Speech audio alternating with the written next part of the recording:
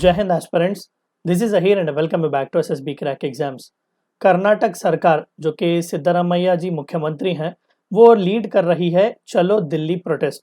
Currently Delhi में बैठे हुए हैं, जंतर मंतर के पास प्रोटेस्ट कर रहे हैं मोदी सरकार के खिलाफ।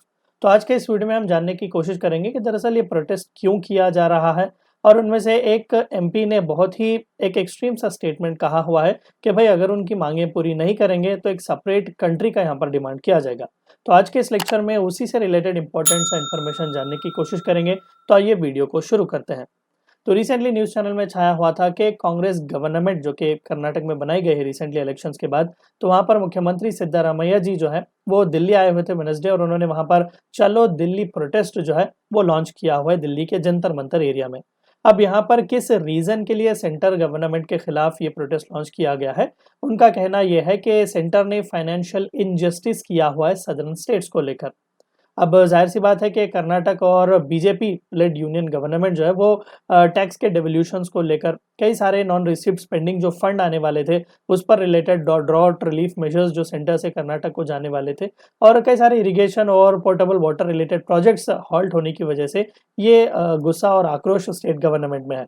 So because of that state government जो कि कांग्रेस लीड कर रहा है और सेंटर गवर्नमेंट जो कि बीजेपी लीड कर रहे हैं, इन दोनों के बीच यहाँ पर थोड़ा बहुत टसल हमें देखने को मिल रहा है। सो सिद्धरामैया जी और deputy chief minister DK Shiva Kumar और कई सारे कांग्रेस के एमएलएस और मिनिस्टर्स यहाँ पर इस प्रोटेस्ट में पार्टिसिपेट करने के लिए आए हुए थे, और उन्हीं में से एक स्टेट मंत्री सतीश जी ने यह कहा कि भाई सेंटर जो है वो कर्नाटक गवर्नमेंट को 1 लाख करोड़ से भी ज्यादा रुपए जो है वो ओ करते हैं, यानी कि देना उन्हें है लेकिन अभी दिया नहीं गया है, यानी कि बाकी इतने पैसे देने के यहाँ पर अवेलेबल हैं। 1 लाख करोड़ रुपए का अमाउंट कहा गया है।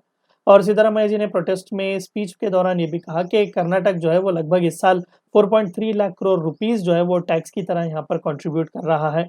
और उन्होंने आंकड़े बताए कि अगर 100 करोड़ रुपए हम कलेक्ट करके सेंटर गवर्नमेंट को दे रहे हैं तो इन रिटर्न हमें सिर्फ 12 से 13 करोड़ रुपए ही मिल रहे हैं। तो क्या इतना ही हमारा शेयर है? तो क्या ये ग्रॉस इनजस्टिस नहीं है सदर्न स्टेट्स को लेकर? क्योंकि नॉर्दर्न स्टेट्स में ज्यादातर टैक्स रिसीट जो है वो सेंट्रल गवर्नमेंट खर्च कर रहा है। अब देखिए, टसल जो है दरअसल बजट के सेशन से ही स्टार्ट हुआ। अब बजट का सेशन जो कि मंडे हुआ था, तो वहां पर कांग्रेस के लोकसभा के लीडर अधीर रंजन चौधरी जी ने कर्नाटक का एग्जाम्पल दिया और कहा कि यूनियन गवर्नमेंट जो है, खासकर जो सदर्न स्टेट्स जहां पर अपोजिशन पार्टी से ज्यादातर लीड कर रही हैं, उन्हें जो कुछ भी रिस्पेक्टेबल ड्यूज, उनके जो कुछ भी ड्यूज देने हैं उसे डिप्राइव किया जा रहा है, यानी कि सेंटर उन्हें जो हिस्सा उन्हें देना पड़ेगा वो यहाँ पर दे नहीं रही है। तो उसके रिस्पांस में फाइनेंस मिनिस्टर निर्मला सीतारमन जी ने कहा कि यहाँ पर कोई भी पॉलिटिकल इंटरेस्ट नहीं है, जो कुछ भी फॉर्मूला हमने शेयर किया हुआ है उसी के हिसाब से स्टेट्स को जो है वो फंड्स हम यहाँ पर थ्रू सेंटर रिलीज कर रहे हैं। अब ये अप्रीहेंशन के चंद स्टेट्स को टारगेट किया जा रहा है, डिस्क्रिमिनेट किया जा रहा है, ये पॉलिटिकली मोटिवेटेड नैरेटिव है, इससे ज्यादा इसमें कुछ भी सच्चाई नहीं है। और सीतारमन जी ने यह भी लांछन लगाया कांग्रेस सरकार पर कर्नाटक में कि भाई आप खर्चा कुछ ऐसा कर रहे हो कि आपकी आमदनी ही इतनी नहीं है, जो कुछ भी फ्री बीस वगैरह आप वहां पर जो अनाउंस कर रहे हो, खुद आपका बजट सस्टेन नहीं कर पा रहे आपके इतने खर्चे को, तो उसमें हम क्या करें। अब इसी टसल के बीच जैसे union minister finance minister Nirmala Sitharaman ji ने ये चार्ज लगाया, इमीडिएटली कांग्रेस के एमपी डीके सुरेश जो कि कर्नाटक से ही हैं, उन्होंने क्रिटिसाइज किया इंटरिम बजट को, और साथ ही साथ ये कहा कि इसी तरीके का रवैया अगर फॉलो होगा तो सदर्न स्टेट जो है वो फोर्स करेंगे या फिर they will actually be forced ताकि वो एक सेपरेट स्टेट या फिर कंट्री को डिमांड करें अगर उनका राइटफुल शेयर ऑफ टैक्सेस उन्हें नहीं मिलता है। तो अभी वेट करके देखना पड़ेगा, क्योंकि तमिलनाडु और केरला की सरकार ने भी सपोर्ट जो है वो अनाउंस किया हुआ है, वो भी मोस्ट प्रॉब्ली आज जंतर मंतर पर जा सकते हैं कर्नाटक सरकार को सपोर्ट देने के लिए। तो ये थी चंद बातें आपको इस वीडियो में जाननी थी। वीडियो को एंड करने से पहले आप सभी को एक और बार याद दिला दूं कि एसएसबी क्रैक एग्जाम्स के पास एसएसबी इंटरव्यू से related full fledge online course available है। हर महीने इसके नए बैचेस स्टार्ट होते हैं, अपने फ्रेंड्स के साथ भी इन्फॉर्मेशन शेयर कीजिएगा।